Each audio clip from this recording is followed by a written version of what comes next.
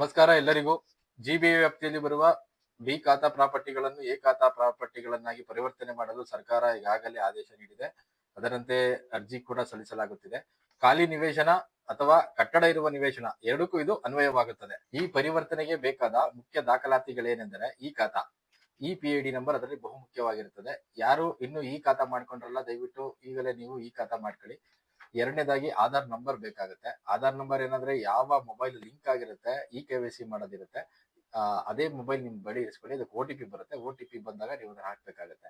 ಮೂರನೇದು ಬಂದು single plot approval drawing.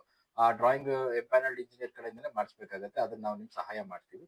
ನಾಲ್ಕನೇದಾಗಿ ಆ ನಿವೇಶನದಲ್ಲಿ ಏನಾದ್ರೂ ಕಟ್ಟಡ ಇದ್ದಲ್ಲಿ ಆ ಕಟ್ಟಡದ ಡ್ರಾಯಿಂಗ್ ಅನ್ನು ಕೂಡ ನಾವು ಅಪ್ಲೋಡ್ ಮಾಡ್ಬೇಕಾಗುತ್ತೆ.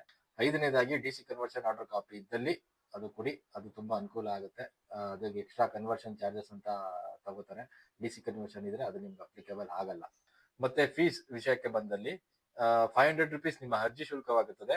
5% ಆನ್ ದ ಗೈಡ್ಲೈನ್ ವ್ಯಾಲ್ಯೂ ಅದು ನಿಮ್ಮ ಕನ್ವರ್ಷನ್ ಚಾರ್ಜಸ್ ಆಗುತ್ತದೆ.